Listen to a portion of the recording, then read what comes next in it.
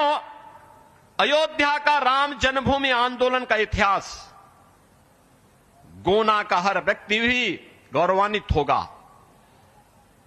इस आंदोलन को भारतीय जनता पार्टी और अन्य संगठन सभी मिलकर के सहयोग करें।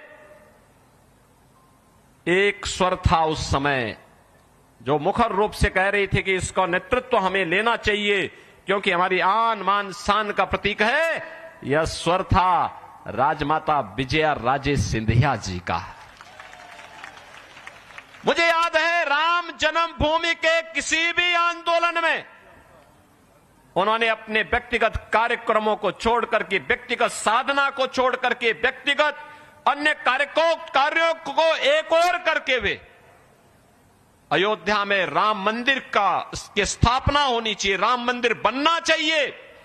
इस आंदोलन के साथ राजमाता पहले दिन से लेकर के अंतिम दिनों तक इस कार्यक्रम के साथ जुड़ी रही। और आज हम सब प्रसन्नता हमें इस बात की है जब अयोध्या में राम मंदिर का निर्माण हुआ, प्रभु राम 500 वर्षों के बाद विराजमान हुए और प्रभु ने वहां होली भी खेली और 500 वर्षों के बाद अपना जन्मोत्सव भी मनाया।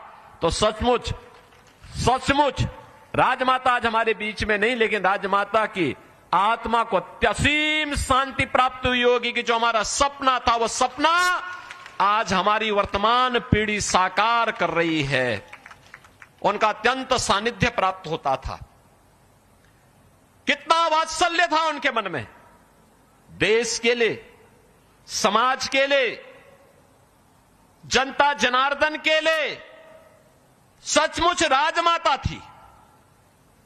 और गोनावासी तो इस बात के लिए सौभाग्यशाली हैं कि 15 वर्षों तक राजमाता आपका नेतृत्व किए देश की संसद में और 17 वर्षों तक भारतीय राजनीति में शुचिता के प्रतीक के रूप में जिन्होंने विकास को प्राथमिकता देकर के उस कालखंड में जब साधन नहीं थे तब भारत के रेल मंत्री के रूप में और जिस भी प्रकार का दायित्व मिला उसमें कार्य का एक स्टैंडर्ड दिया देश को और उसके माध्यम से भारत की प्रगति का मार्ग कैसे आगे बढ़ना है, ऐसे श्रीमंत माधवराव सिंधिया जी का सानिध्य इस क्षेत्र को मिलता रहा।